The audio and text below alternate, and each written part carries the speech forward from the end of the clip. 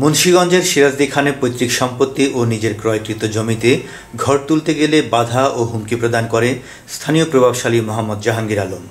বুধবার বেলা 11টায় সিরাজদি খানের কাকালদি এলাকায় সংবাদ সম্মেলনের আয়োজন করে ভুক্তভোগী পরিবার। দ্য লাইফ অনলাইন কেনাকাটায় বিশ্বস্ত নাম। আমাদের কাকালদি মৌজার 2টি নামজারি খতিয়ানে RS 346 দাগে 33+33 মোট 66 শতাংশ জমি মোহাম্মদ জাহাঙ্গীর নানা ও জাল জালিয়াতি করে 42 শতাংশ দাবি করেন। এজন্য তার করা জাল দলিলের বিরুদ্ধে আদালতে মামলা করেছি। সাংবাদিক ভাইয়েরা, আপনাদের আরো জানাচ্ছি যে এই জাহাঙ্গীর আমাকে মেরে ফেলার হুমকি দিচ্ছেন, বিভিন্ন প্রভাবশালী ও রাজনৈতিক ব্যক্তি দিয়ে নানা ধরনের হুমকি দিচ্ছেন, আমাকে দোকান নির্মাণে বাধা এবং সর্বশেষ এগুলি দখল করে নেওয়ার হুমকি দিয়ে যাচ্ছেন। 2বার কাজ বন্ধ করেছেন। পুলিশ তাকে ও আমাদেরকে কাগজপত্র নিয়ে দেখা করতে বললে তিনি আর কাগজ নিয়ে দেখা করেন না। মোহাম্মদ জাহাঙ্গীর আলম প্রভাবশালী হয় নিরাপত্তাহীনতায় ভুগছে ভুক্তভোগী পরিবারটি। শহীদ শেখ, মুন্সিগঞ্জ।